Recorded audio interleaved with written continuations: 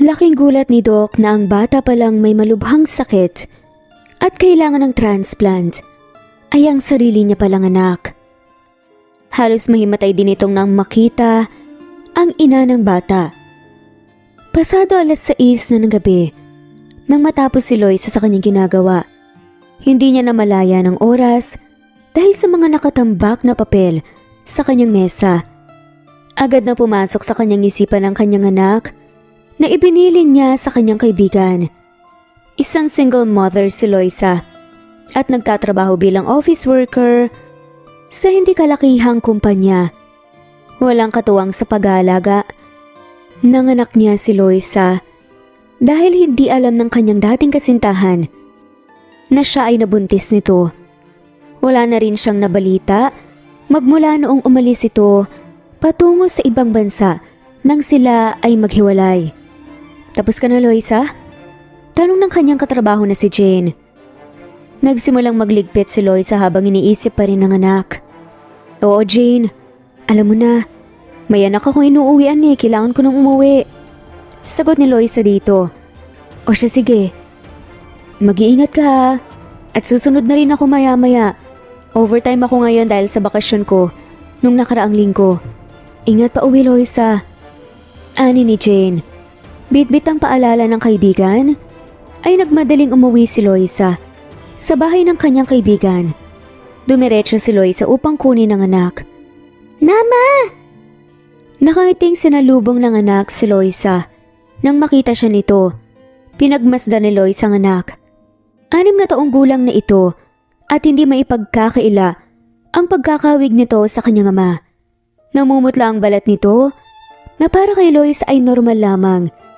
Dahil hindi naman ito masyadong nasisikatan ng araw. Gustuhin niya mang sabihin ito sa dating kasintahan, hindi alam ni Loisa kung paano.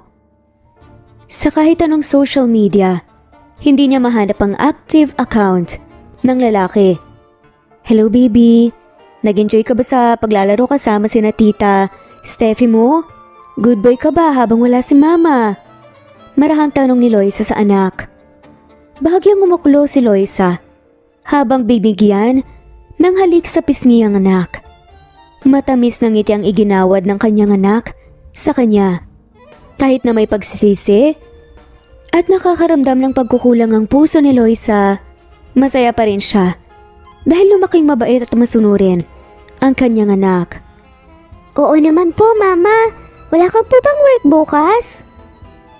Tanong yun ng kanyang anak.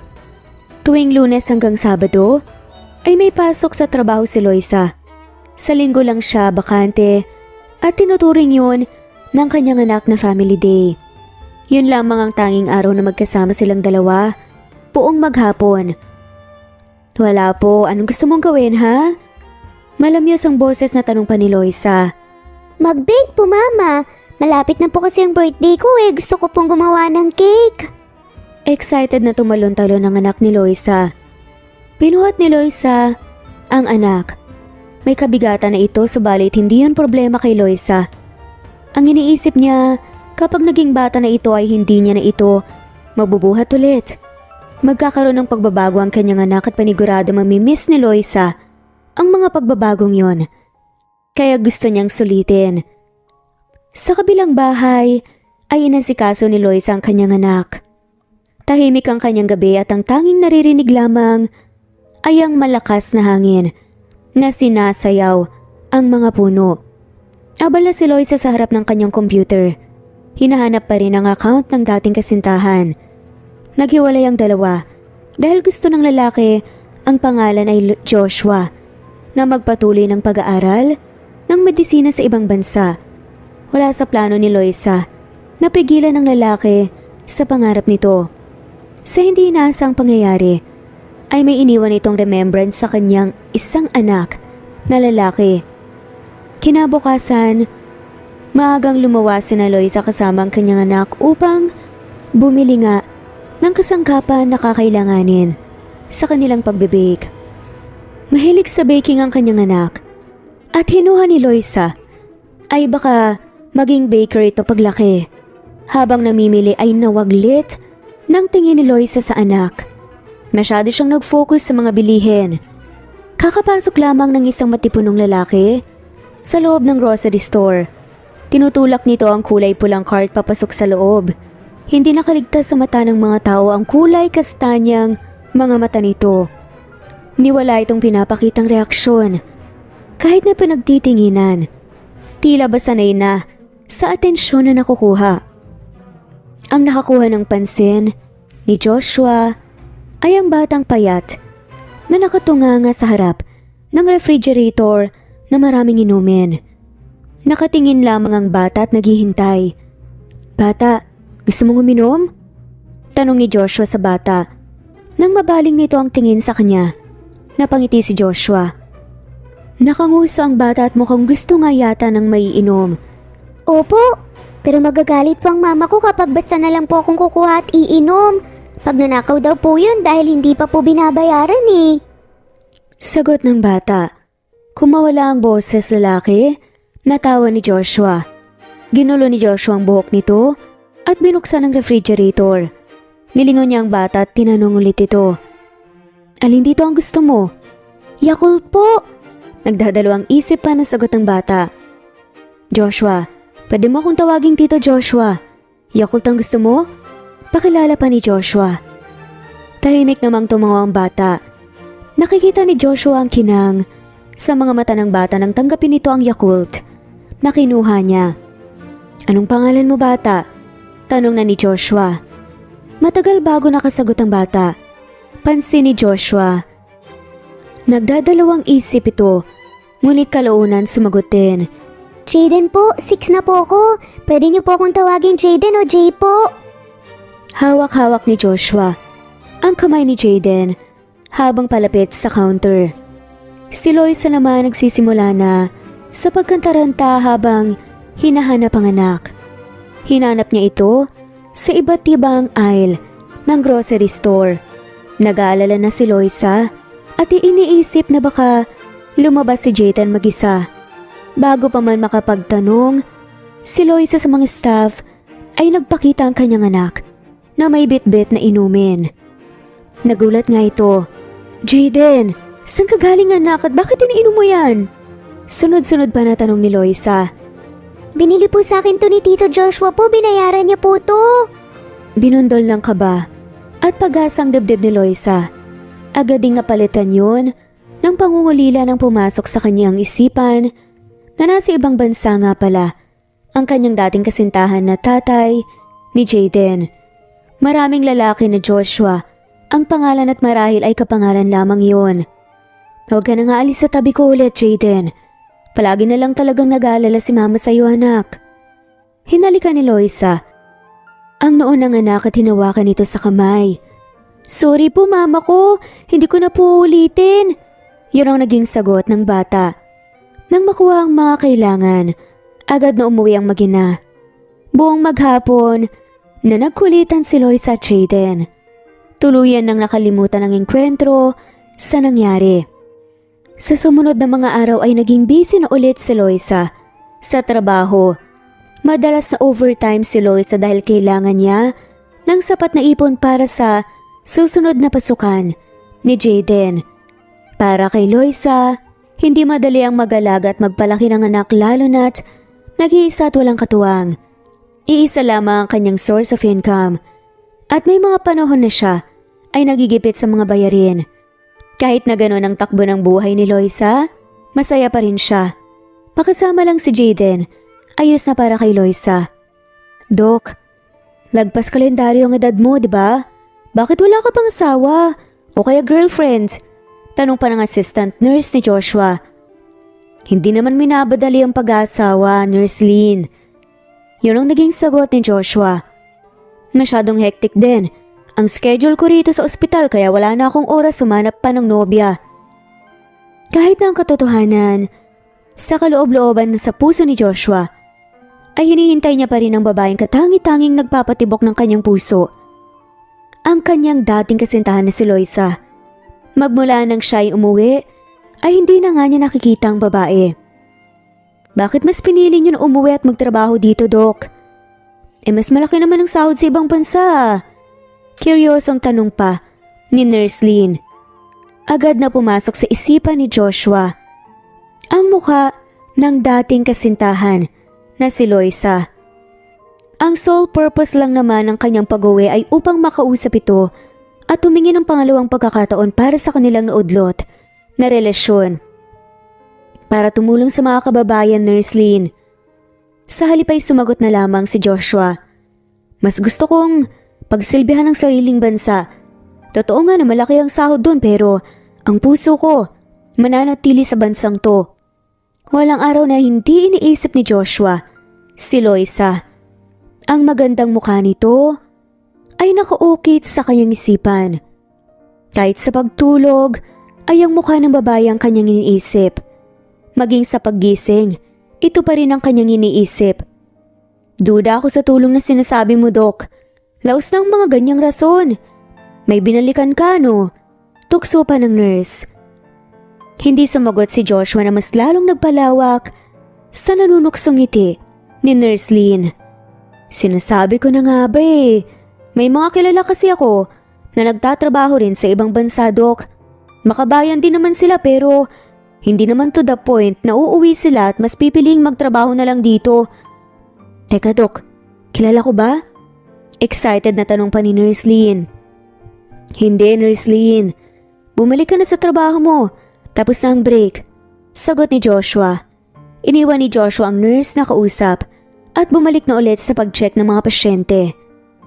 Kinabukasan, habang nag-check si Joshua ng mga dokumento ay dumating ang isa sa mga doktor. May dinalang bata sa ospital at kinakailangan itong i-undergo ng lab test. Dok, may halong dugo ang ihi ng bata, sabi nung nagdala sa kanya rito. Sabi ng doktor na lumapit sa kanya. Blood test and urine test. Sabi ni Joshua habang nagsusuot ng medical mask. Pinuntahan niya ang kwarto ng bata upang personal nagtignan ang kalagayan nito. Hello baby, anong nararamdaman mo? Marahang tanong ni Joshua sa bata. Gusto ko na po umuwi, si mama ko po. Salip ay naging sagot ng bata. Oo, uuwi ka na rin agad. Sabihin mo muna sa akin kung anong nararamdaman mo para magamot kita. Ako nga pala si Tito, Joshua. Pakilala niya sa bata.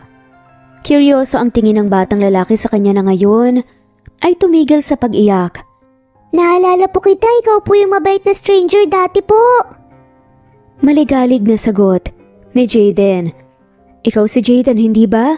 Mahinahong tanong naman ni Joshua na may ngiti sa mga labi. 2 beses na tumango ang bata habang inaasikaso ng mga nurse si Jaden. Kinakausap naman ito ni Joshua. Hindi na napapansin ni Jaden ang mga ginagawa ng nurse sa kanya dahil ang kanyang buong atensyon ay na kay Joshua. Pahinga muna ikaw dito ha, Jaden. Babalik si Tito Joshua mamaya at maglalaro tayo. Ani ni Joshua. Sige po, sagot ni Jaden. Lumabas si Joshua sa kwarto ni Jaden. Tumayo ang nagsisilbing guardian ni Jaden at sinalubong si Joshua. Ikaw ba ang ina ni Jaden? Tanong ni Joshua. Dok, kaibigan po ako ng mama ni Jaden. Ako po si Steffi. Nasa trabaho po kasi ito at sa akin tumutuloy ang bata sa tuwing wala ang mama niya. Kamusta po si Jaden? Tanong ni Steffi na nanginginig pa ang mga kamay. Hindi pa sinasabi ni Steffi kay Lois ang nangyari sa anak. Nang umihi kasi si Jaden ay may kasama ng dugo at ang sabi ng bata sumasakit ang maselang parte ng kanyang katawan. Sa sobrang kapay agad na itinakbo ni Steffi si Jaden sa ospital. Kailangan mo nang manatili ng bata rito dahil tinitignan pa namin kung may problema ba sa kanya o wala. Mas mainam nang sabihin ito sa nanay ng bata dahil maaring may komplikasyon ng bata. Litanya ni Joshua kay Steffi. Tumango si Steffi sa sinabi ng doktor. Sige po, Dok. Sasabihin ko agad. Sa mama ni Jaden, maraming salamat. Pwede mong puntahan ng bata sa loob ng kanyang kwarto. Hintayin na lang natin ang paglabas ng resulta. Tinanaw ni Steffi ang makisig na likod ng doktor. Sa kanyang isipan ay gwapo at maskuladong doktor. Ilang beses nang bumibisita si Steffi sa ospital ngunit ngayon niya lang ito nakita. Kasalukuyang tinitignan ni Loisa ang mga papel na nasa kanyang table nang makatanggap siya ng mensahe galing kay Steffi.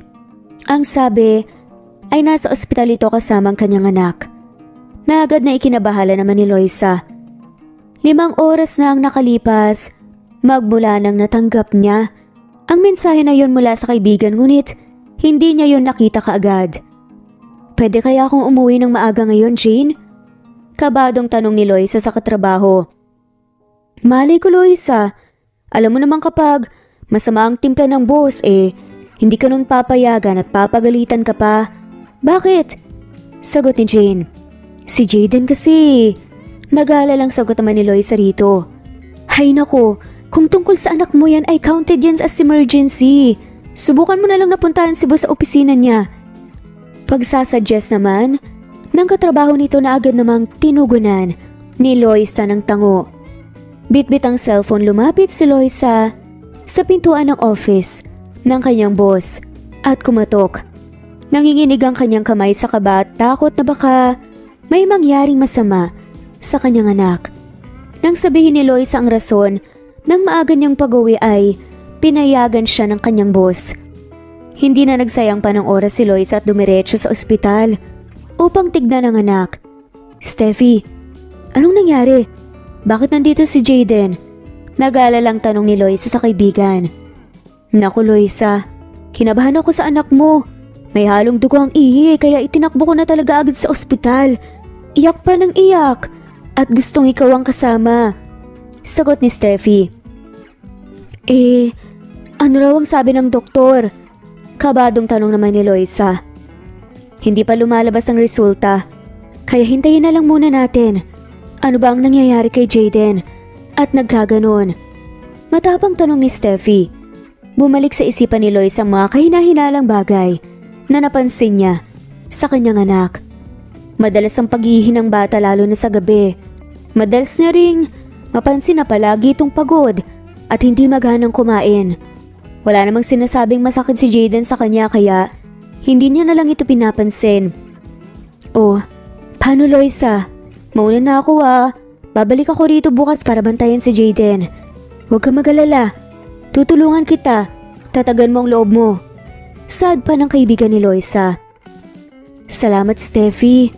Tsaka, naisip ko magpapaalam na ako sa boss ko.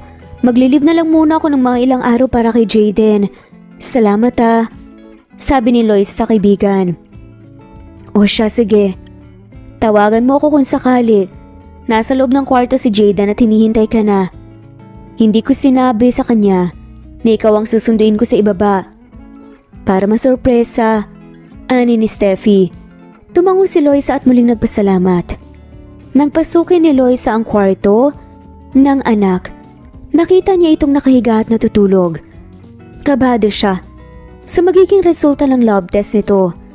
Binantayan ni Loisa ang anak buong magdamag. Mahigit isang araw ang hinintay ni Loisa upang malaman ang resulta. Doktor na babae ang kumausap kay Loisa sa kalagayan ng kanyang anak. Ipinapakita rito sa resulta na mayroong problema sa kidney ng bata. Posible sa isang chronic disease na magkaroon ng progress kahit walang kapansin-pansin na sintomas. Yun ang naging kaso ng anak mo, Mrs. Sad pa nga ng doktor. Chronic po? Abot-abot ang kaba ni Loisa sa sinabi ng doktor. Yes, Mrs. Ano-ano ba ang mga napapansin mo sa bata habang lumalaki ito? Tanong ng doktor. Hindi na iwasan ni Loisa na maiyak sa harap ng doktor. Wala naman po masyado O baka masyado ko lang pinagtutuunan ng pansin ng trabaho. Tanong ni Loisa sa sarili. Malusog na bata naman po ang anak ko Yun ang pagkakalam ko. Napailinga ang doktor. Mrs. Payat at namumutla ang bata, hindi ba siya nakakaranas ng shortness of breath, pagsusuka, o pamamaga ng iba't ibang parte sa kanyang katawan? Maaaring ang akala mong normal na lagnat ay sintomas na pala ng kidney failure. Kailangan ng anak mo ng kidney transplant, Mrs. Gumuho ang mundo ni Loisa sa inanunsyo ng doktor. Ang kanyang isipan ay nagbabalik tanaw sa mga masasayang kulitan nila ng kanyang anak. Ni hindi sumagi sa isipan ni Loisa na darating ang ganitong kabigat na problema sa kanilang mag-ina. Hindi nagdalawang isip si Loisa na gawin siyang donor ng anak. Maraming pagdadaan ng proseso si Loisa para malaman kung compatible ba silang dalawa ng kanyang anak. Walang gabi na hindi umiiyak si Loisa habang nagmasid sa anak. Araw-araw pa rin siyang bumabalik sa trabaho, ngunit mas maaga na ang kanyang out upang masubaybayan nga ang kanyang anak na si Jayden. Magkasama si Joshua at ang isa pang doktor na si Jayden at pinag-uusapan nila ang kalagayan ng bata.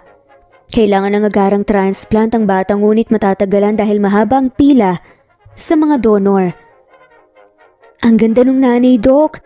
Yun nga lang, walang katulong sa buhay kaya hirap din na maghanap ng donor. Nagpatingin na nga rin pala kung compatible ba sila ng anak niya. Sobrang kawawa kasi iyak nang iyak. Pabalik-balik sa chapel tuwing tulog ang anak. Litanya ng doktor na kasama ni Joshua. Wala tayong magagawa kung hindi ang maghintay ng donor para sa bata. Wala tayong magagawa kung ganun talaga ang kapalaran ng mag-ina. Basta, gawin na lang natin ang trabaho natin.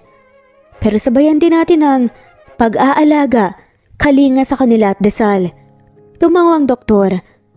Pagkatapos ng sinabi ni Joshua, sa isip-isip ng doktor, nakakaawa talaga ang bata, masyado pa itong bata para maranasan ang ganito kabigat na sakit. Gwapo pa naman ito at medyo may hawig kay Joshua. Subukan nating i-check kung compatible kami ni Jayden. Biglang usal ni Joshua. Umawang ang labi ng doktor at napakurap-kurap. Ano po, Dok? I-check natin ang compatibility namin ng bata. He's too young. Kung pwede ay akong maging donor niya. Huling sabi ni Jayden na parang wala pang pag-alinlangan. Habang hinihintay ang resulta, araw-araw na binibisita ni Joshua si Jayden. Hindi sila nagkikita ng ina ni Jayden dahil nasa trabaho ito tuwing umaga hanggang hapon at bumabalik lang kapag malapit na gumebe. Saksi si Joshua sa bawat tiyak ng bata na si Jayden habang hinahanap ang nanay nito. Anong trabaho ng mami mo, Jayden? Hindi ko pa siya nakikita. Marahang tanong ni Joshua. Kasalukuyan niya itong nililibang dahil kagagaling lamang ito sa iyak. Ang mama ko po, nagtatrabaho po siya sa isang big na company po. Pagod po ang mama ko araw-araw kaya hindi ko po sinasabi sa kanya kapag may sakit po ako. Mahal ko po ang mama ko at ayaw ko pong dumagdag po sa iniisip niya. Inosenteng sagot naman ng bata. Hinaplos ni Joshua ang buhok ng bata. Kung ayaw mo mag-alala ang mama mo, magpagaling ka at sundin ang lahat ng payo namin, okay? Opo, ikaw po pala Tito Joshua, dito po kayo nagwo-work? Tanong ni Jayden. Oo, Jayden. Ako rin ang may-ari ng building na to. Gusto mo bang maglibot-libot dito? Ngumiti si Joshua sa bata. Pwede po? Tila nagdingning ang mga mata ng batang si Jayden sa sinabi ni Joshua. Oo, basta ba magpapagaling ka? I-promise mo yan. Kinindatan ito ni Joshua. Inabot ng ilang linggo ang proseso ng test sa pagiging donor kay Jayden. Yun nga lang, mas naunang lumabas ang resulta ng test kay Joshua habang tinitignan ni Joshua ang mga dokumento ng mga pasyente na hawak niya. May dumating na doktor. Doc, suitable match po kayo bilang donor ni Jayden. Anunsyo nito at ipinakita kay Joshua ang resulta. Binasang maigi ni Joshua ang dokumento at napatulala rin ito ng ilang minuto. Humigpit ang hawak niya sa papel. Simulan natin ang transplant sa lalong madaling panahon. Iniligpit ni Joshua ang mga papel na hawak niya. Nakaset na ang date ng transplant. Si Joshua mismo ang pumili ng date dahil gusto niyang mangyari ang operation sa lalong madaling panahon. Ibinalita ng doktor kay Loisa na may donor na ang kanyang anak. Gulat na gulat si Loisa dahil hindi siya makapaniwala lalo na't mahaba pa sa listahan ang anak niya. Pero sinabi na compatible nga ang kidney ng magiging donor. Masaya man sa ibinalita ng doktor, hindi pa rin mawala-wala ang takot ni Loisa para sa kalagayan ng anak. Binalikan ni Loisa ang anak sa kwarto nito at natagpuan itong nanonood ng video sa kanyang cellphone. Tumatawa ito at mukhang nag-enjoy naman sa pinapanood. Anak, tawag ni Loisa sa pansin nito. Nagangat ang tingin ng anak ni Loisa. Mama! Maluhaluhang nilapitan ni Loisa ang anak at niyakap ito ng mahigpit. Hindi alam ni Loisa kung paano mababayaran ng ospital, ngunit ang priority niya ngayon ay ang kaligtasan ni Jaden. Saka na siya maghahanap ng paraan para magbayad kapag tagumpay at naging maayos ang operasyon. May donor ka na, baby! Saad nga ng babae habang lumuluha. Donor po? Tanong ni Jaden. Oo anak, may gagawin lang sila. Kasama ka tapos uuwi na tayo. Gusto mo ba yon? Umiiyak na tanong ni Loisa. Nasasaktan po ba ikaw, Mama? Bakit ka po umiiyak?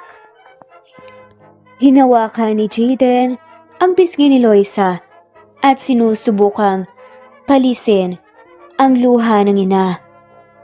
Mas lalo lamang napaiyak si Loisa sa ginawa nga ng anak. Hindi niya alam kung ano ang gagawin kung sakaling hindi successful ang operation. Masaya lang ang mama, baby. Sleep ka na. Sleep na tayo. Okay? Aya naman ni Loisa. Good night, Mama. I love you po. Ani ni Jaden bago pumikit. I love you too, baby. Sleep ka na. Dito lang si Mama. Ani Moy, may nakatarak na kung ano sa kanyang lalamunan dahil hirap si Loisa nang sabihin yun. Kinabukasan bago dumiretso sa trabaho, ay itinanong muna ni Loisa sa doktor kung sino ang donor ng kanyang anak. Hindi naman dinisclose ng doktor ang pangalan ng donor dahil mas prefer ng donor ang anonymity nito. Ibinahagi na lamang ni Loisa ang pasasalamat niya rito. Walang paliyang pagbisita ni Joshua kay Jaden. Araw-araw yun at ibang-ibang laruan din ang dala niya sa tuwing binibisita niya ito. Mas maigi rin ang pagbabantay ng mga nurse sa bata dahil yun ang utos si Joshua. Kamusta ang mama mo, Jaden? Matamang tanong ni Joshua sa bata. Ayos lang po, maganda pa rin po kahit gabi-gabi po umiiyak dahil dito na kami nakatira. Bakit dito na po kami nakatira? Tanong ni Jaden. Humagalpak ng tawa si Joshua at ginulo ang buhok ng bata. Pansamantala lang ang pagtira niyo rito, Jaden. Uuwi rin tayo. Kayo ng mama mo after successful operation sa'yo. Sagot ni Joshua. Talaga po, pwede na po kami ulit mag-bake ni Mama? Masayang tanong ni Jaden. Lumambot ang puso ni Joshua nang marinig yun. Tumatak sa kanyang isipan ang sinabi ni Jaden at agad na may lumuong ideya sa kanyang utak. Oo naman, bibilan kita ng maraming gamit para makapag-bake ka ng marami. Nagustuhan mo ba ang laruan mo? Tanong ni Joshua. Opo, pero hindi naman na po ito kailangan. Ayos na po. Kahit walang laruan kasi araw-araw niyo po akong pinupuntahan, sinasabi ko po kay Mama na may bago po akong kaibigan at ikaw po yun. Kwento ng bata. Hindi niya pa nakikita ang nanay nito. Kinakabahan siya sa magiging reaksyon nito kung sakaling magkita man silang dalawa. Ilang araw pang lumipas at tuluyan nang ipinasa ni Loisa ang kanyang request letter para sa kanyang day off. Inaprubahan naman ito ng kanyang boss. Absent muna sa trabaho si Loisa ng ilang araw para samahan ng anak.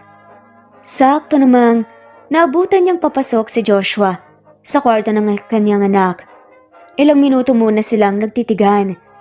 Hindi makapaniwala si Loisa sa nakikita.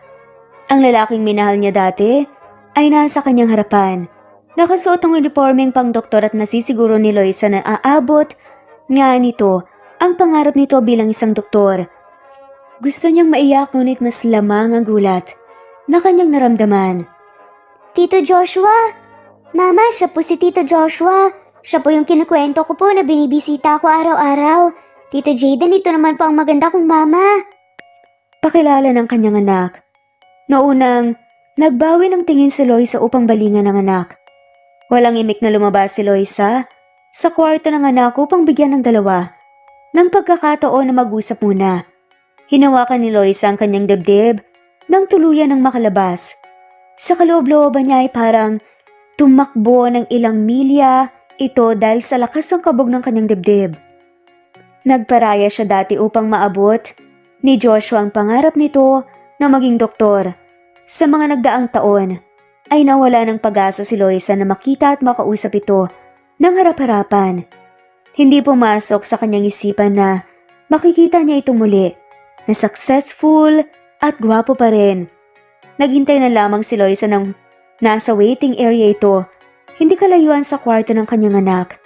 Hindi naman masyadong matagal ang kanyang paghihintay dahil bumukas din kaagad ang pinto ng kwarto ni Jaden at iniluwa roon si Joshua. Loisa. Seryosong tawag ni Joshua. Napatayo si Loisa at dahan-dahang hinarap si Joshua. May saktong distansya sa pagitan nilang dalawa. Joshua, anong ginagawa mo dito? Nagtatrabaho ka dito? Isa ka ba sa mga doktor ni Jaden? Pigil hiningang tanong nga ni Loisa. Tumango si Joshua. Oo, ako nga ang doktor ni Jaden at ako rin ang donor. Napahinga ng malalim si Loisa at napaupo. Dadaluhan na sana siya ni Joshua, ngunit pinigilan niya ito. Nagpa-check din ako dahil baka compatible kami ni Jaden. Iniisip ko na masyado pa siyang bata para pagkaitan ng buhay rito sa mundo, kaya ganun. Nung nakita ko ang file ni Jaden at sa'yo rin, doon ko nalaman na anak natin si Jaden.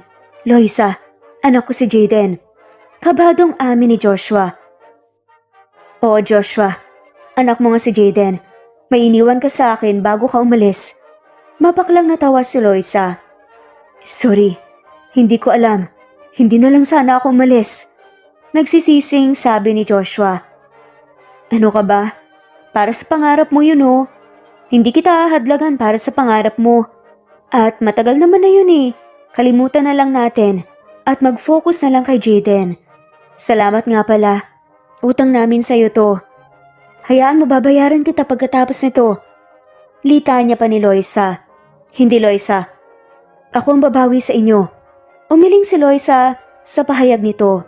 Kung gusto mong bumawi kay Jaden na lang. Hindi ko ipagkakait ang bata sa'yo. Pasensya na, sa ganitong paraan mo pa nalaman. Sinubukan ko naman kasi dati na mag-reach out sa'yo. Pero hindi kasi active ang mga social media accounts mo dati. Pagtatapat pa ni Loisa.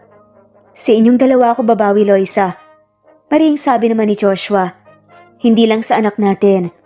Pasensya na at salamat. Bumalik sa trabaho si Joshua. Ibinili nito na bibisita itong muli mamayang gabi.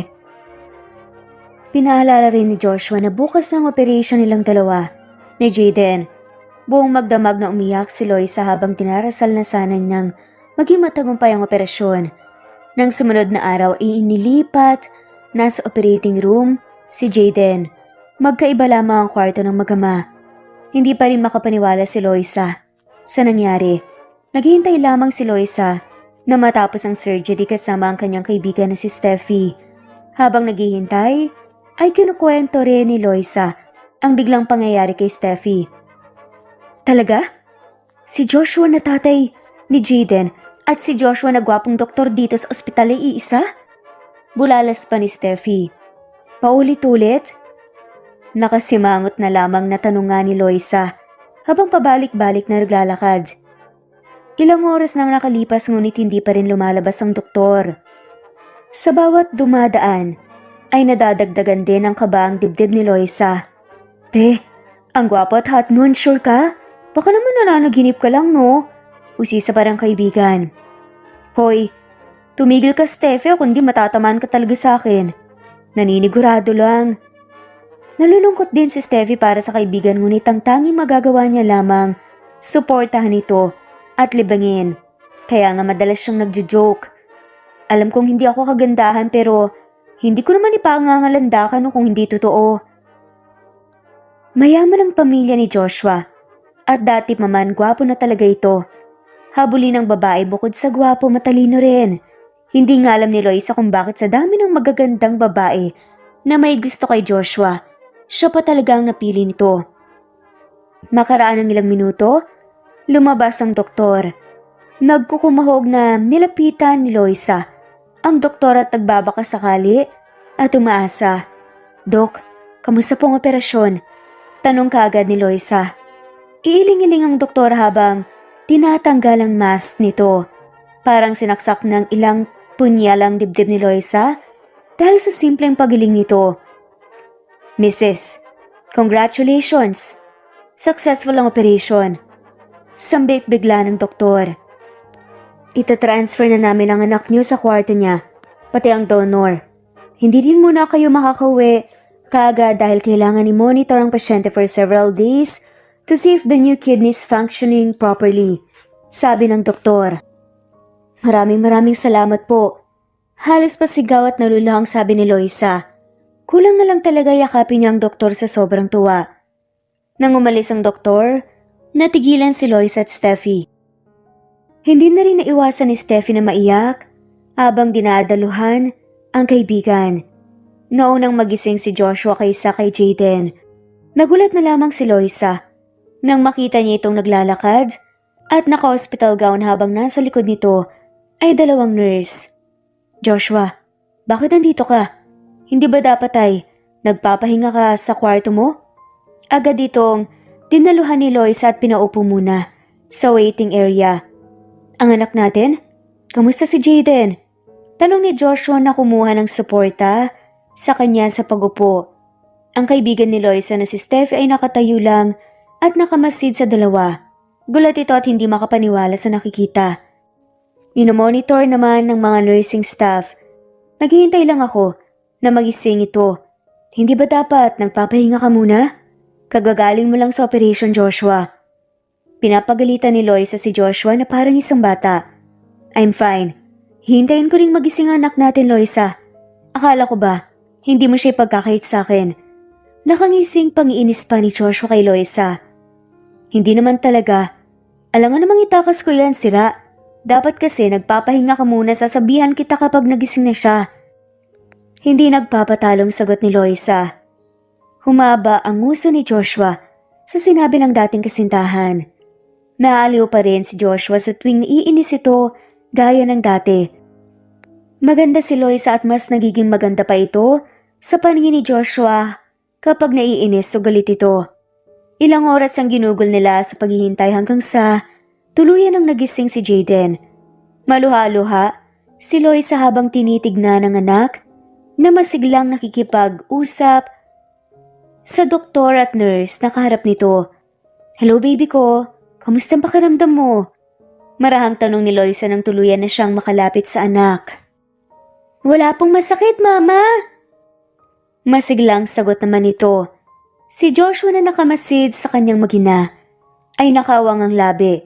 Hindi niya akalaing masasaksihan niya ito. Akala niya ay kinamumuhian siya ni Loisa. Kung kaya, hindi niya ito kinausap o sinadyang magpakita rito magmula noong nalaman niya na anak nilang dalaw si Jaden. Totoo? Ayoko nang nagsisinungaling sa akin, Jaden. Striktong sabi naman ni Loisa sa anak.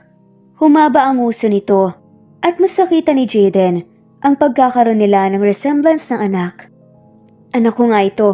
Ganito rin ako magpapabibi kay Loisa dati. Ani ni Joshua sa kanyang isipan. Masakit po dito, Mama, pero kaya ko naman po. Sabi ni Jaden. Nang mapansin ni Jaden si Joshua, lumiwanag ang mukha nito. Hello po Tito Joshua, pareho po tayo ng damit. Pansin ito. You did a great job, kiddo. Sabay tayong magpagaling para sabay din tayong makalabas. Ani ni Joshua. Sunod-sunod ang naging tango ng bata. Natapos din ang araw nila na puro kwentuhan. Sa mga sumunod na araw, ay balik na ulit sa trabaho si Loisa. Bumalik na ulit ang sigla sa mukha ni Loisa.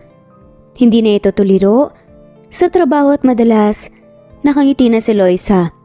Sa ospital ay si Joshua ang nakataukang magbantay sa anak nila dahil tuwing gabi lang bumabalik si Loisa. Hindi kagaya ng dati na umiiwas si Joshua. Naabutan na ni Loisa si Joshua sa kwarto ng anak at hinihintay siya ng dalawa. Ilang araw pa kayo mag-i-stay ni Jaden dito? Tanong ni Loisa kay Joshua. Pinagmamasdan nila ang kanilang anak na kumakain mag-isa habang nanonood ng cartoon sa cellphone ni Joshua. Sa kwarto ni Jaden natutulog si Joshua, 3 ang higaan para sa kanilang 3. Baka sa susunod na linggo ay pwede nang umuwi si Jaden. Ako araw-araw dito sa ospital, dito ako nagtatrabaho eh. Makulit na sagot naman ni Joshua. Hindi ko tinatanong. Masungit na sabi ni Loisa. Malakas na natawa si Joshua habang pinagmamasdan si Loisa. Talaga ngang walang nagbago sa ugali nito. Para pa ring tigre kapag naiinis o nagagalit. Bakit naiinis ka na naman sa akin? Wala naman akong ginagawa. Kunyari ay nagtatampong tanong ni Joshua. Tigilan mo ako, Joshua. Pagod na ako sa trabaho. Masungit pa ring sagot ni Loisa. Humalakak muli si Joshua. Gusto niyang itanong kay Loisa kung anong plano nito paglabas ni Jaden. Sa ospital ngunit ayaw niya naman itong i-pressure. Para kay Joshua mas gusto niyang buuin ang pamilya nila. Single siya at ayon sa dokumento ni Loisa ay single rin ito. Hindi niya lang mawari kung may boyfriend ba ito o wala. At kung meron man, ay rerespetuhin niya ang relasyon nito. Kung wala mag-iisip ng paraan si Joshua upang kuning mabuti ang puso ni Loisa. Kinabukasan ay maagang umalis si Loisa para pumunta sa trabaho. Naiwan si Joshua at Jaden natulog. Nauna ring magising si Joshua kaya sinabihan niya na ang mga nurse na maghanda ng pagkain para sa anak. Jaden, may boyfriend ba ang mama mo? Tanong ni Joshua sa kalagitnaan ng pagkain nilang dalawa. Boyfriend po? Balik tanong ni Jaden. Oo, boyfriend. Kasintahan. May bumibisita bang lalaki sa inyo? Sa'yo o sa mama mo? Pagkaklaro ni Joshua sa tanong. Wala naman po, kami lang po dalawa ni Mama. Tapat na sagot ni Jaden. Ngumiti si Joshua at tumango. Nagkatotoo nga ang sinabi ni Joshua. Martes ng tanghali, na-discharge si Jaden at Joshua. Pwede na ulit bumalik sa trabaho si Joshua. At maaari na ring umuwi si Jaden na siyang ikinatuwa naman ni Loisa. Dito lang kayo, magbabayad ako sa labas. Bili ni Loisa sa dalawa. Anong bayad? Pigil ni Joshua kay Loisa. Hospital bills, sagot ng babae. Okay na ang hospital bills. Wala ko nang babayaran. Pigil naman ni Joshua dito. Ano? Pero paano? Nagugulhang tanong ni Loisa sa lalaki. Ako may-ari ng ospital na to. Loisa, sa tingin mo talaga pagbabayarin kita? Siyempre hindi. Laglag ang panga ni Loisa sa narinig. Ang akala niya ay doktor lang ito ng ospital, hindi niya ay nakalang may-ari din ito. Matiwasay namang nakauwi si Loisa at Jaden dahil si Joshua rin ang naghatid sa kanila. Hindi kasing yaman ni Joshua si Loisa ngunit nakaangat naman sila kahit kaunti sa buhay. Hindi lang talaga kayang buhatin lahat ni Loisa ng isang bagsakan ng mga bayarin sa ospital kaya nagpapasalamat siya sa Panginoon dahil ipinagtagpo silang muli ni Joshua sa panahon kung kailan kailangan niya ng kasangga at kaagapay. Pwede bang dito ako dumiretso mamayang gabi, Loisa? Nagbabaka sakaling tanong pa ni Joshua. Ha? Pero bakit? Tanong ni Loisa sa lalaki. Oh, akala ko ba hindi mo ipagkakait sa akin ang anak natin? Nakapamewang pa na tanong ni Joshua kay Loisa. Pwede namang bumisita ka bukas ah. Excuse pa naman si Jaden sa school niya. At sa susunod na linggo pa babalik. Bukas na lang. Delikado na rin dahil gabi na. At magbabiyahe ka pa. Praktikal na sagot ni Loisa kay Joshua. Ayos lang. Kailangan nating mag-usap tungkol kay Jaden. Matabang sabi ni Joshua. Kung papayag ka sa co-parenting ay mas maayos. Hindi naman na talaga kailangan ng mahaba-habang usapan. Pwede mong bisitahin si Jaden dito. Kahit kailan mo gusto, pwede ka rin magbigay ng sustento kung yan ang gusto mo. Mahabang litanya ni Loisa. Napangiwi si Joshua. Dahil sa pagiging praktikal nito, maayos ang suggestion ni Loisa ngunit taliwas yun sa iniisip ni Joshua. Paano kung gusto kong sa akin tumira si Jaden? Tanong naman ni Joshua. Nagiba ang hibla ng mukha ni Loisa at binigyan siya ng matalim na tingin. Magkakaroon tayo ng problema dyan, Joshua. Papayag ako kung by schedule tayo. Friday at Saturday siya sa'yo, akin siya sa ibang araw. Especially Sunday. Quality time namin ni Jaden yon. Isa pa, hindi pa naman natin nasasabi kay Jaden na ikaw talaga ang tatay niya. Marami pa tayong adjustments bago maisakatuparan ng bagay na yan. Halos kapusin ang hininga si Loisa nang sabihin yon. Pwede naman kasi tayong magsama sa kondo ko. At dito sa bahay mo, kahit saan ayos lang sa akin basta nandun kayong dalawa. Straight to the point na sabi ni Joshua. Pakiramdam ko pinaplano mong buuin ang pamilyang to. Ako sa ni Loisa. Ako rin. Pakiramdam ko rin. Humalakhak si Joshua. Tigilan mo ako sa kalokohan mo, Joshua. Bumalik ka na sa kung saan ka man nanggaling. Bukas ka na bumisita ulit at magpapahinga na kami ni Jaden. Taboy ni Loisa. Babalik ako mamayang hapon o gabi. See you, Loisa. Kumindat pa nga si Joshua kay Loisa at nagpahabol pa nga ito ng swabing ngiti. Hindi makapaniwalang sinundan ng tingin ni Loisa ang bawat galaw nito. Hanggang sa paglabas ng kotse nito sa gate ng bahay ni Loisa, sinusundan niya pa rin yun ng tingin. Makalipas ang ilang oras, napagpapahinga ay tinignan ni Loisa ang kanyang cellphone para alamin kung may mensahe ba sa kanyang boss. Nang makitang wala naman, nagsimula ng magluto ng hapunan si Loisa. Ayaw man niyang aminin, inaasahan din ni Loisa ang pagdating ni Joshua. Narinig ni Loisa ang ugong ng sasakyan habang alas 6 ng gabi. Dalawa silang nakaabang ni Jaden sa bukana ng bahay at hinihintay ang paglapit ni Joshua. Tito Joshua! Maligalig na salubong naman ng bata kay Joshua. Naginit ang puso ni Joshua sa salubong ng kanyang maginang. Nakatayo ang dalawa sa pintuan at hinihintay siya. Ganito ang eksena ang gustong uwian ni Joshua dati nung magkasintahan pa sila ni Loisa. Hello baby boy, nakapagpahinga ka ba ng maayos? Nagagalak na tanong ni Joshua sa bata. Hindi rin nakatiis si Joshua at binuhat ito. Opo, hindi nga po ako nagising agad kaya hindi po ako nakatulong kay mama na magluto. Sagot pa nga ni Jaden. Pumasok na kayo, baka lamukin pa kayo dyan. Singit ni Loisa sa usapan ng dalawa. Thank you po sa pagpapahiram ng kidney niyo po, Tito Joshua. Promise po, ibabalik ko po ito. Sambit bigla ni Jaden na nagpatigil kay Loisa at Joshua. Sabay na natawa si Loisa at Joshua sa sinabi ng kanilang anak. Regalo ko yan sa'yo, Jaden. Mabait ka kasing bata. Jaden, wash muna ng hands, okay? Singit naman ni Loisa pagkatapos nga mapangiti sa sinabi ni Joshua. Agad na tumalima ang bata at bumaba sa pagkakahawak ni Joshua. Maingat na ibinaba ni Joshua ang anak. Anong oras pumasok? At umuwi si Jaden, Loisa, para may adjust ko ang schedule ko. Tanong ni Joshua kay Loisa. Naihatid ko naman si Jaden sa school. Si Steffi ang sumusundo sa kanya tuwing uwian dahil kaklase ni Jaden, ang anak ni Steffi. Doon ko na rin sa kanila sinusundo si Jaden dahil wala siyang kasama rito sa bahay. Simpleng sagot ni Loisa. Pwedeng ako nang maghatid at sundo sa inyo ni Jaden. Diretso uwi na rin si Jaden dahil ina-adjust ko ang oras ng trabaho ko. Pwede kaming dalawa ang susundo sa'yo kapag out mo na sa trabaho. Suggest ni Joshua sa umaasang boses.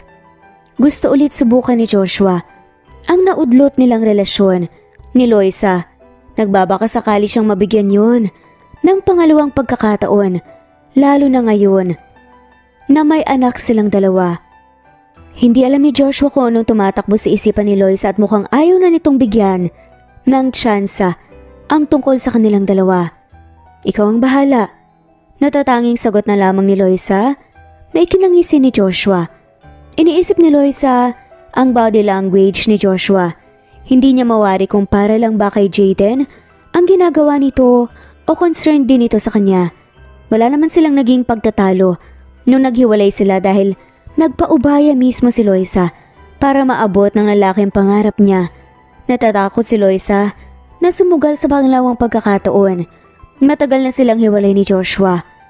Ayaw niyang paniwalaan na may nararamdaman pa ito sa kanya sa nakalipas na halos 7 taon dahil napaka-imposible naman. Sa bahay ni Loisa natulog si Joshua dahil delikado kung babiyahe pa ito. Yun nga lang ay panay ang pangungulit ng batang si Jaden kung bakit naroon si Joshua at kung titira na ba ito kasama sila. Kinabukasan si Joshua ang naghatid kay Loisa at Jaden. Ayusin ko lang ang schedule ko sa ospital. Susunduin ko si Jaden mamayang tanghali sa school at doon na lang kami sa bahay mo. Anong oras ang out mo? Tanong ni Joshua kay Loisa. 5:00 ng hapon. Kaya ko namang mag-commute kaya ayos lang kahit hindi mo na ako sunduin. Tutol ni Loisa sa gusto ni Joshua. Susunduin ka namin ni Jaden mamayang hapon. Ingat sa trabaho. Tumawag ka lang kapag may kailangan ka. Paalala pa ni Joshua. Nawiwirdohan si Loisa sa mga nangyayari at pagbabago ng lifestyle niya bigla. Hindi siya sanay ng ganun na may Disney princess treatment siya. Ngunit hindi maiwasan ni Loisa na alalahanin ng nakaraan nila ni Joshua. Ganun na ganun kasi ang binata nung sila pa. Inabala na lamang ni Loisa ang sarili sa trabaho buong maghapon upang maiwasang isipin si Joshua. Kinahaponan, sinundo nga siya ni Joshua at kasama nito si Jaden. Bibili ba tayo ng dinner sa labas o magluluto ako? Tanong ni Joshua habang nagmamaneho. Marunong ka magluto? Imbes ay tanong ni Loisa. Loisa, ako lang mag-isa sa States. Napag-aralan ko na rin ang pagluluto at mga gawaing bahay. Kwento pa ni Joshua. Ako nang magluluto ng dinner natin. Makikitulog ka ulit? Casual na tanong ng babae. Oo, at ako nang magluluto. Wala naman akong ginawa ngayong araw at isa pa. Pagod ka sa trabaho. Kaya ako na. Masarap ako magluto, proven and tested. Proud na sabi pa ni Joshua. Hindi naman na-disappoint si Loisa dahil nang makauwi sila ay natikman niya ang luto nito. Totoo ngang masarap. Natutuwa at masaya si Joshua habang pinagmamasdan ng kanyang magina. Loisa. Napatigil si Loisa sa paghuhugas ng marinig ang pagtawag ni Joshua sa kanyang pangalan. Katatapos lang siguro nitong patulugin ang kanilang anak. Ano yun? Marahang tanong naman at nagtataka si Loisa. Malapit na ang birthday ni Jaden. Sa susunod na linggo na. Panimula ni Joshua. Oo nga pala. Halos makalimutan ko na sa sobrang dami ng iniisip. Relax. Sa susunod na linggo pa naman eh. Tutulungan din kita na maghanda, paano ba? Naaliw pa at tila excited na saad ni Joshua.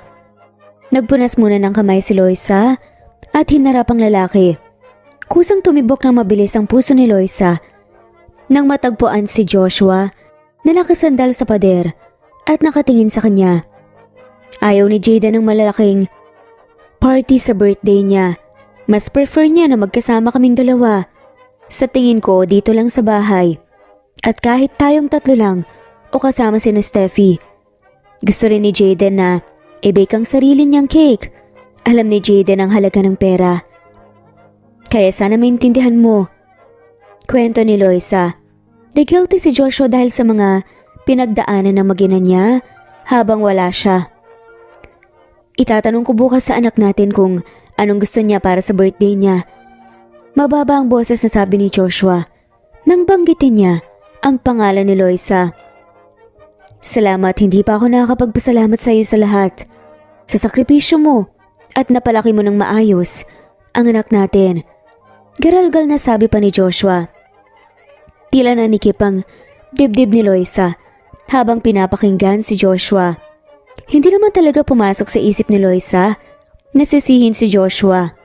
Kontento naman sila. Bonus na lang na nakita nila si Joshua. Salamat din sa pagtanggap mo kay Jaden.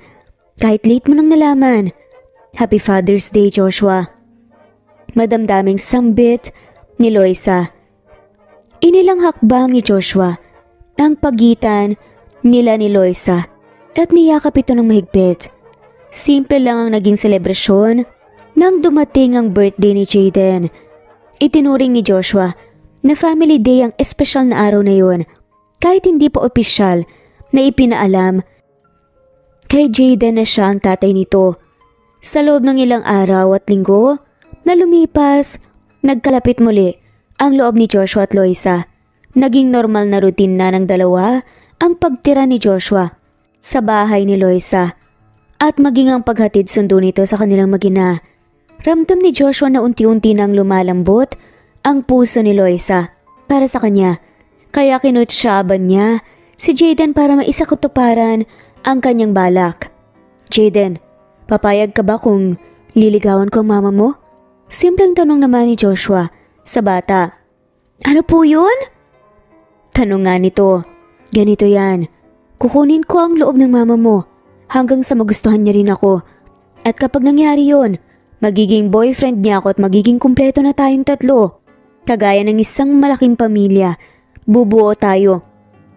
Mahabang eksplanasyon ang ginawa ni Joshua upang maintindihang mabuti ni Jaden ang pinapahiwatig niya. Ayos lang po sa akin, pero kay Mama Loisa po kayo magtanong. Hindi ko naman po hawak ang puso ni Mama eh. Kapag boyfriend ka na po ng mama ko, pwede ko na po kayong tawagin Papa Joshua? Isa yun sa mga gustong gawin ni Jaden. Ang tawaging papa, ang tito Joshua niya. Mabait ito sa kanya at inaalagaan din ng mama niya, kaya gustong gusto niya ito. Hindi sinasabi ni Jaden kay Loisa na tinutokso siya sa school dahil wala siyang tatay. Ayaw niyang isipin pa ni Loisa yun dahil marami na itong iniisip. Kahit papang itawag mo sa akin, simula ngayon ayos lang Jaden. Komento ni Joshua. Tulungan mo ko sa panliligaw sa mama mo, okay? Let's do our best and capture her heart, baby boy. Dagdag pa nito. Bago sunduin, si Loisa sa trabaho bumili muna ng bulaklak si Joshua. Hinintay nilang bumaba si Loisa at nang makita ito ay umayos siya ng tayo. Parang ang formal mong tignan ngayon. May event ka bang pupuntahan? Nagtatakang tanong ni Loisa kay Jaden. Hindi Loisa. Kinakabahang sagot ni Joshua. San ka pupunta kung ganun? Para saan yung bulaklak na bitbit mo at nasan si Jaden? Sunod-sunod na tanong ni Loisa. Nasa loob ng kotse si Jaden at bulaklak para sa'yo. Iniabot ni Joshua ang bulaklak kay Loisa. Hindi nakatakas sa paningin ni Loisa ang pamumula ng leeg at tenga ni Joshua na kadalasang nangyayari kapag sobrang nahihiya ang lalaki. Loisa kasi, alam kong masyado na tayong matanda para sa mga ganitong bagay. Pero gusto ko sanang umakyat ng ligaw. Kung papayag ka. Pikit mata at kabadong sabi ni Joshua. Ano? Joshua, seryoso ka ba talaga? Gulantang na tanong ni Loisa. Oo, sa katunayan bumalik ako sa bansang to para sa'yo. I took the risk and still came back kahit walang kasiguraduhang may babalikan pa ako. Ikaw ang gusto kong balikan, Loisa. Ikaw palagi. Ikaw ang una at gusto ko sanang ikaw din ang huli. Ang endgame ko, Loisa, single ako at single ka rin. Gusto kong subukan ulit. Pwede ba ako manligaw, Loisa? Mahabang litanya ni Joshua na nauwi sa tanong na matagal na niyang pinaghandaan. Hindi agad nakasagot si Loisa sa tanong nito. Lumulutang ang utak niya at pinoproseso ang sinabi ni Joshua. Malakas ang kabog ng kanyang dibdib. Loisa, magsalita ka naman oh. Pagsusumamo ni Joshua dahil natagalan ang pananahimik ni Loisa. Pumapayag ako, Joshua. Mahinang sagot ni Loisa at tinanggap ang bulaklak mula kay Joshua. Ang kaba sa dibdib ni Joshua napalitan ng tuwa. Tumingin si Joshua sa langit at tahimik na nagpasalamat. Hindi sinayang ni Joshua ang pagkakataon na binigay ni Loisa sa kanya. Nagpursige talaga siya sa panliligaw at ramdam naman ni Loisa ang pagiging sinsero ni Joshua. Kasabwat pa nga nito ang anak nila sa bawat pakulo ni Joshua, katulad ng random surprises o mga dinner dates nilang tatlo. Pansin ni Loisa na masiyahin na si Jaden at close na close kay Joshua. Papa rin ang tawag ni Jaden kay Joshua na siyang ikinatuwa rin ni Loisa. Mama, gusto ko po si Papa Joshua para sa'yo. Isang gabi ay sabi ni Jaden kay Loisa. Si Loisa ang nakatokang magpatulog kay Jaden dahil malilate nang uwi si Joshua mula sa ospital. Talaga anak? Bakit gusto mo siya para sa akin? Malambing na tanong naman ni Loisa sa anak. Kasi inaalagaan ka po niya ng mabuti, hindi ba? Ganun po ang pagmamahal, Mama, kapag mahal mo ang isang bagay o tao, aalagaan mo sila ng mabuti at hindi sasaktan. Makahulog ang sagot ni Jaden. Paano kung hindi pala kami ang tinadhana ng Panginoon, anak? Paano kung magkasakitan lang kami? Tanong naman muli ni Loisa. Sabi niyo po dati balanse ang saya at sakit, na ganun po talaga ang buhay. Sasaya po at masasaktan. Kung hindi po kayong para sa isa't isa, ibig sabihin, may nakatagda po na mas magpapasaya sa inyong dalawa. Pero sana si Papa Joshua po talaga ang para sa inyo, Mama. Mahal ka po niya kahit meron kang ako. Litanya ni Jaden na ikinaluhan ni Loisa. Masyado pang bata si Jaden ngunit malawak na ang pag-intindi nito sa mga bagay-bagay. Totoo mo naman kasing papa si Joshua. Bulong ni Loisa sa tenga ng anak. Opo mama, tinuturing ko pong totoong papa si Papa Joshua. Sagot naman ng anak. Hindi na nagsalita pa si Loisa. Gusto niyang magaling mismo sa mga labi ni Joshua na siya ang totoong ama ni Jaden. Hindi na masyadong pinatagal pa ni Loisa ang panliligaw ni Joshua at sinagot ito kahit na hindi pa naman ito nagtatanong. Joshua, alam kong hindi mo tinatanong pero gusto kong malaman mo na sinasagot na kita. Girlfriend mo na ako. Anunsyo ni Loisa. Napatakip na lamang ng bibig si Joshua sa sobrang gulat habang si Loisa naman natatawa sa reaksyon nito. Oy tatawang-tawang saad naman ni Loisa. Girlfriend na kita ulit, Loisa? Bulalas ni Joshua. Oo nga, paulit-ulit. Sige na, ibalita mo na sa anak natin na sinagot na kita at girlfriend mo na ako. Kailan mo nga pala sasabihin kay Jaden na ikaw ang totoong tatay niya? Pahabol na tanong ni Loisa. Ngayon na. Handa na ako. At siguro naman handa ng anak natin. Aligagang sigaw pa nga ni Joshua habang tumutungo nga sa kwarto ng anak. Hindi espesyal na araw pero pinili ni Loisa na sagutin si Joshua. Tuluyan na ngang naamin sa sarili na mahal niya talaga ang lalaki at habang tumatagal, mas lalo lang nadadagdagan ng rason kung bakit paulit-ulit niyang pipiliin ang lalaki. Nakatayo si Joshua sa pintuan ng kwarto ni Jaden. Kinatok niya muna ito bago pumasok. Natagpuan niya ang bata na naglalarong mag-isa at nakasalampak sa sahig. Hello baby boy, may magandang balita si Papa sa'yo. Hindi mapigilan ni Joshua ang mapabungis-ngis sa tuwa. Papa, ano po yun? Agad na tumayo ang bata. Pinuhat ni Joshua si Jaden at dinala sa labas kung saan naghihintay si Loisa. Sinagot na ako ng mama mo Jaden at may sasabihin din ako sa'yo. Ani pa ni Joshua. Talaga po? Tila nagningning ang mga mata ng bata. Makinig kang mabuti sa sasabihin ni Papa Jaden. Ha? Si Loisa na ang sumagot. Tumango si Loisa kay Joshua. Jaden, pasensya na kung naglihim si Papa sa'yo. Panimula ni Joshua. Pakiramdam ko kasi, hindi pa yun ang tamang oras para sabihin sa'yo. Naghihintay ako ng tamang tiyempo na sabihin sa'yo to anak. Hangalin po? Inosenteng tanong ng bata.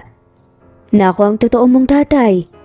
Biological father, Jaden. Nanggaling ka sa akin at ang dugo ko ay nananalitay sa'yo. Siwalat ni Joshua. Tatay ko po ikaw? Sabi po ni Mama dati nag-work ka po sa malayo paano po nangyari yun? Oo Jaden, nag-work ako sa malayo balang araw. Maintindihan mo rin. Sagot ni Joshua. Kaya niyo po ba ako love dati pa kasi alam niyo po, bakit hindi po alam agad? Inosente pa ring tanong ni Jaden sa ama. Ganito kasi yan anak. Si Papa hindi niya alam na nag-e-exist ikaw. Dati kasi hindi pinaalam ni Mama. Love ka ni Papa. Kahit noong hindi pa niya alam na baby ka niya. Love ikaw naming lahat kasi baby ka namin Pag-i-explain ni Loisa sa anak. Gustong maiyak ni Loisa para sa anak. Si Joshua naman, nakakaramdam ng guilt dahil sa ginawang pag-iwan kay Loisa dati. Nasaksihan niya sana ang paglaki nito at kumpleto sana sila bilang isang pamilya kung pinili ni Joshua ang manatili. Super love ka ni Papa. Humahanap lang ng magandang timing si Papa na sabihin sa'yo para hindi ka masaktan. Dagdag pa nga ni Loisa. Hindi naman po ako na-hurt, Mama eh. Happy pa nga po ako kasi po, ganun po, ibig sabihin complete family na po tayo. May Mama at Papa na po ako. Maligalig na sigaw ng bata. Thank you, Loisa. Mahal na mahal ko kayo. Hinding-hindi na ako alis ulit. Miyakap ni Joshua si Loisa mula sa likuran at hinalikan ng tuktok ng ulo nito. Mahal kita, Joshua. Halinghing ni Loisa. Ang saya na akala nila magtatagal ay agad na naputol ng makatanggap si Joshua ng tawag mula sa kanyang mga magulang. Ibinalita ng mga to na nakauwi na sila ng Pinas at gusto sana nitong makita si Joshua. Loisa, mahal ko. Malambing na tawag ni Joshua upang kunin ang atensyon ni Loisa na kasalukuyang nagtutupi ng damit sa kanilang kwarto. Papansin ka talagang lalaki ka. Mamaya ka na nga magpapansin at may ginagawa ako. Iritadong sabi ni Loisa at humalakak na nga lamang si Joshua habang nakamasid pa rin dito. Nakauwi na sina Mommy at Daddy mula Seattle at gusto nilang makita ako. Bala ko sanang ipakilala kayo ni Jaden sa kanila. Papayag ka ba? Tanong ni Joshua. Gusto ni Joshua ipakilala si Loisa at Jaden. Sa mga magulang niya kapag nangyari yon, sisimulan na ni Joshua ang planong pagpopropose kay Loisa. At kalaunan ay pagpapakasal nilang dalawa. Gusto niya ng itali ang dalaga sa lalong madaling panahon. Ikaw muna, Joshua. Let's take everything slowly. Kakasimula pa lang natin ulit at baka rin hindi ako magustuhan ng parents mo. Huminga ng malalim si Loisa. They will love you, Loisa. Iling naman ni Joshua. Baka masurpresa sila na may apo na sila mula sa'yo. Bigyan mo muna kami ng oras. Sa ngayon, ikaw muna sigurong makipagkita sa kanila. Ani ni Loisa.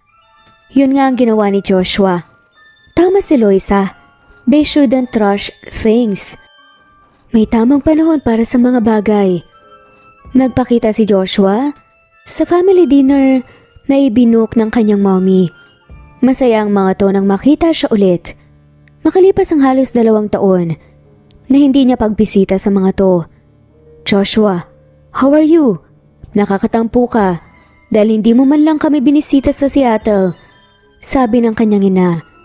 Sorry mommy, busy lang po masyado sa trabaho. Hi dad, bati ni Joshua. Doon lang napansin ni Joshua na may isa pa pala silang kasama. Only child si Joshua at kilala niya lahat ng relatives nila. Kaya hindi niya masasabing kamag-anak niya ang kasama ng mommy at daddy niya. This is Ella, your Tito Xavier's daughter. Registered nurse sa ibang bansa, Joshua. She's around your age. Pagmamalaking pakilala pa nga ng daddy niya. Ngumiti lang ang babae. Sa kanya at tango lamang ang naging sagot ni Joshua. Pumasok agad sa isip ni Joshua ang nakangiting mukha ni Loisa. Hindi pa man nagsasampung minuto nang makarating si Joshua, ngunit gusto niyang na agad umuwi sa mag-ina niya bilang respeto sa mga magulang niya at sa bisita ng mga to ay nanatili si Joshua. Hindi ka na bumabata, Joshua. Ganon din si Ella. Bakit hindi niyo subukang lumabas? At kapag naging maayos ang pagsasamahan niyo, pagplanuhan na agad ang kasal. Suggest pa ng mommy niya at ngumiti ang babae. Mommy, I have a girlfriend. Diretsahan at malamig na boses na saad naman ni Joshua. Napatigil ang mommy at daddy niya. Ang huling kasintahan ng kanilang anak ay si Loisa. Ayaw nila kay Loisa dahil mahirap ito at hindi magandang impluensya sa anak nila. Yun ang pinaniniwalaan nila. Sino Joshua? Ipakikilala mo sa amin kung ganoon. Anong trabaho ng mga magulang niya? Saan at paano kayo nagkakilala? Striktong tanong pa nga ng mommy niya. Si Loisa, mommy. Direktang sagot naman ni Joshua. Napatayo ang kanyang ina nang wala sa oras. Maging ang kanyang ama napasinghap. Joshua, ilang ulit ba naming sasabihin sa'yo na hindi ka nababagay sa babaeng yon? Mataas ang boses na sigaw ng mommy niya. Bakit mommy? Sino bang nababagay para sa akin? Ang babaeng napili mo? Tanong ni Joshua. Mapaklang natawa si Joshua tumiling. No mommy. Bakit ayaw niyong maging masaya ako? Ano bang sinasabi mo Joshua? Wala ka sa posisyon mo ngayon. Kung hindi dahil sa amin, hindi mo makakamit lahat ng meron ka. Kung hindi dahil sa amin ang mommy mo. We only want a secured future for you. Bakit kami pa ang lumalabas na masama? Asik ng daddy ni Joshua. I beg to disagree, Dad. My future, my decisions, my choices. Mahal ko si Loisa at pakakasalan ko siya. Siya lang, Mommy. Hindi ako magpapakasal sa kahit na kanino kung hindi kay Loisa. I'm sorry. Tumayo si Joshua at akmangalis na nga nang magsalita ang mommy niya. Anak, please. Pagsusumamo ng mommy niya. Pumikit si Joshua tumiling. He will fight for his family. Kung dati hinayaan niyang bilugin siya ng pamilya niya, ngayon hindi na. Iniisip niya pa lang na umiiyak si Loisa at Jaden dahil sa kanya ay para siyang pinapatay sa sakit. I did all I could to please you both. Nagdoktor ako dahil yun ang gusto niyo, diba? Iniwan ko si Loisa dati para gawin ang gusto niyo. I followed your orders. Now I think it's time for me to please myself too. Pipiliin ko kung saan ako totoong masaya, Mommy. Huling litanya ni Joshua bago umalis. Pag-uwi sa bahay ni Loisa, napatulala na nga lamang si Joshua. He felt so okay and happy. Mahal niya ang mga magulang niya, ngunit ayaw na nga niyang kontrolin pa siya ng mga to. Masyado na siyang matanda at kaya niya na ring tumayo sa sarili niyang mga paa. Oh, nandito ka na agad? Kamusta ang dinner? Tanong ni Loisa nang makita siya nito. Lumapit naman si Joshua kay Loisa at niyakap ito ng mahigpit. Hinalikan ni Joshua ang tuktok ng ulo ni Loisa. Nang paulit-ulit, mahal kita Loisa. Mahal na mahal kita. Bulong ni Joshua. May nangyari ba Joshua? Tinapik-tapik ni Loisa ang likod ng kasintahan. Wala naman. Pakasal na tayo Loisa. Biglang sabi ulit ng lalaki. Hindi basta-basta ang pagpapakasal Joshua. Handa ka na ba talaga? Tumango si Joshua. Hinaplos ni Joshua ang mukha ni Loisa at pinakatitigan yun. Tahanan ang nakikita ni Joshua sa magandang mukha ni Loisa. Tahanan na araw-araw niyang gustong uwian. Tahanan na gusto niyang protektahan at ipaglaban. Noong high school pa lang tayo, ikaw nang nakikita kong makakasama ko Loisa. Ang nanay ng mga anak ko. Nakakahiyang aminin pero dati pa naman patay na talaga ako sa'yo. Pag-amin ni Joshua. Napangiti si Loisa sa sinabi nito. Akala ni Loisa siyang patay na patay sa lalaki dati. Paano kung ayoko pang magpaksal? Tanong ni Loisa. Hindi kita pipilitin. I will respect your decision. Agad naman nasagot ni Joshua. Sige, magpakasal tayo. Malambing na bulong naman ni Loisa kay Joshua. Humigpit ang yakap ni Joshua sa katawan ni Loisa. Wagas ang kanyang ngiti. Ang utak ni Joshua ay iniisip na ang magiging kasal nila ni Loisa. Kailan mo gusto? Tanong ni Joshua kay Loisa. Sa lalong madaling panahon. Sagot ni Loisa. Kung ganoon magplano na tayo. Gusto na kitang asawahin at pagsilbihan, Loisa.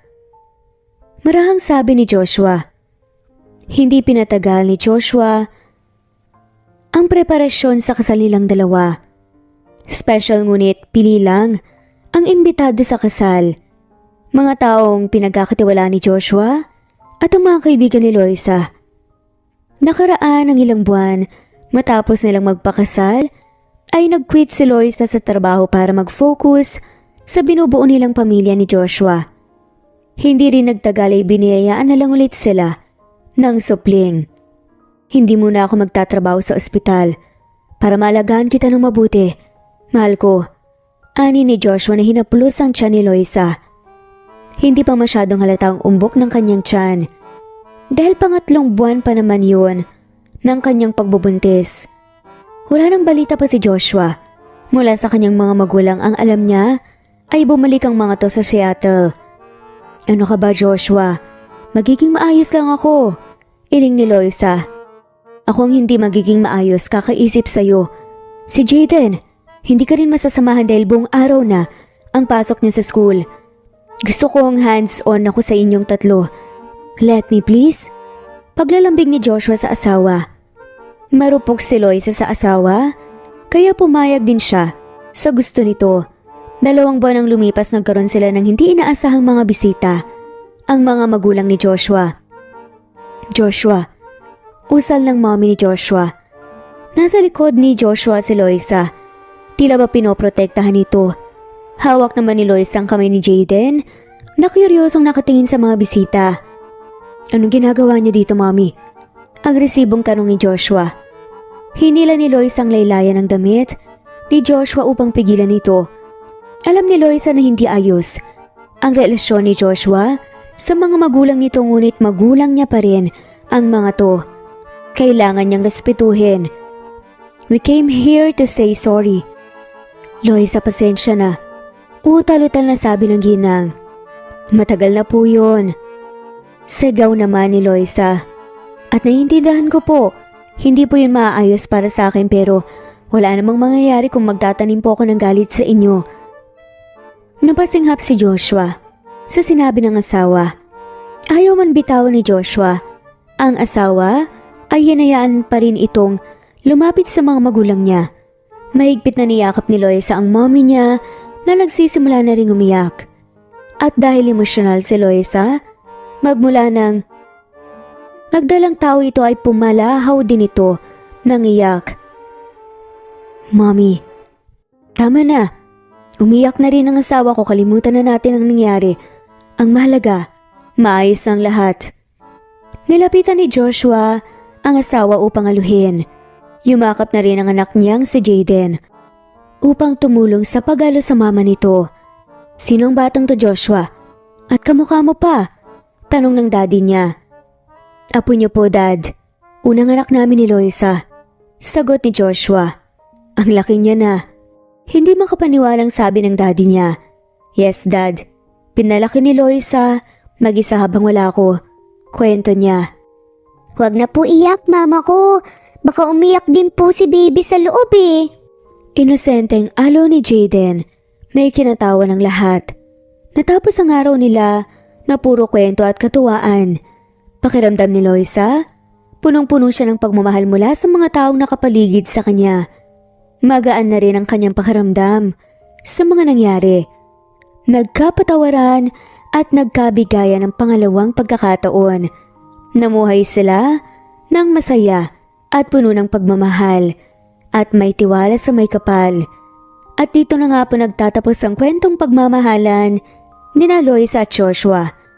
Maraming salamat po sa lahat. Muli, itong Amazing Stories. Thanks for listening at shoutout po sa mga sumusunod.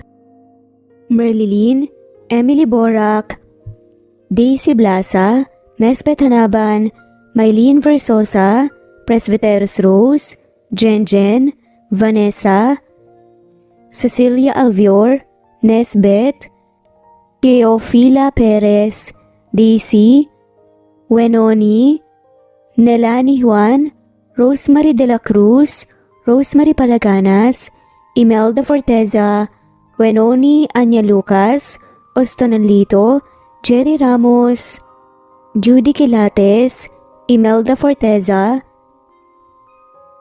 Amalia Manabat, Cecil, Raquel Magno, Julie Hermosura, Susan Upaga, Fe Fulgencio, Juby Hernandez, Juvie Romero, Charlene Naton, Ana Vencer, Rosemary Corpus, Sunshine Sotalbo, Nelani Juan, Harem Ruhi, Kira Trisha Ortaleza, Andrea Taga, Carmelita Mendoza, Fe Navares, Lynn Lee, Jomar Ria Bueno, Jeoka Ditek, Teresita Tagian, Wawateng of Sarangani Province, Mindanao, Eileen Lomano Glagana, Merlilyn, Shirley Peralta, Miras Channel, Harem Ruhi, Anita Hernando,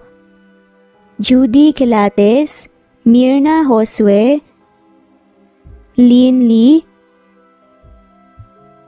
Lina Castillo, Emily, Wendy Bird, Mirna Josue, Madeline Escoro, Rosemary de la Cruz, Emily, Didi, Jane Magallanes, Eileen, Mark Anthony Seriales, Evangelina,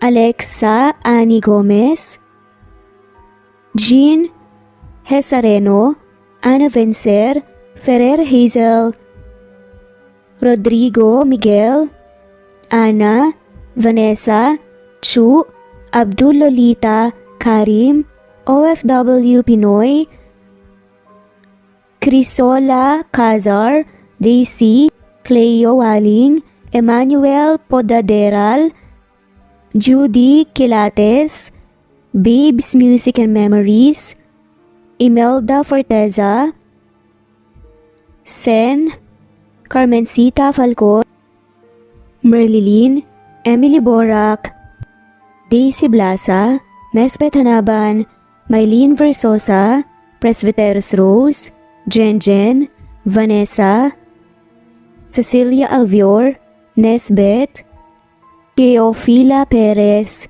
Daisy, Wenoni, Nelani Juan, Rosemary de la Cruz, Rosemary Palaganas, Imelda Forteza, Wenoni Anya Lucas, Ostonanlito, Jerry Ramos, Judy Quilates, Imelda Forteza,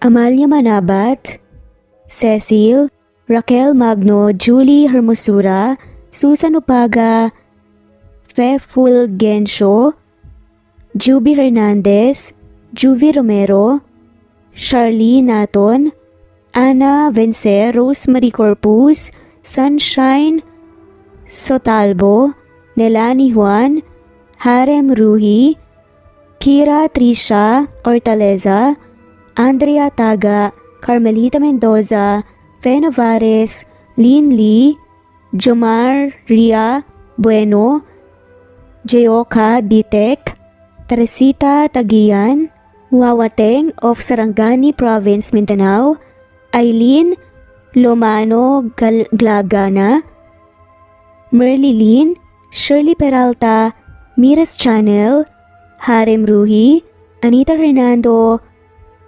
Judy Quilates, Mirna Josue, Lynn Lee,